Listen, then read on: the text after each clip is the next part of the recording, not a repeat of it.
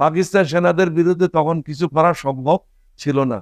এখন মিথ্যার আশ্রয় নিচ্ছে, তাদের সম্মান রক্ষার জন্য অনেকে বলছে এটা হয়েছে ওটা হয়েছে, এগুলি সব মিথ্যা।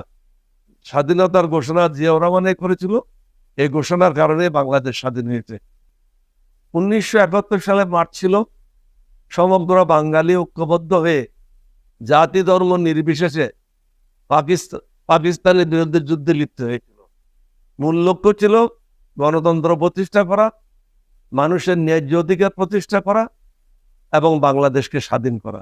আজকে বাংলাদেশ স্বাধীন হয়েছে, কিন্তু মানবাধিকার নেই, গণতন্ত্র নাই, অর্থনৈতিক স্বাধীনতা নাই, বাক স্বাধীনতা নাই, মানবাধিকার নাই, মনুষ্যত্ব বিলুপ্ত হয়েছে।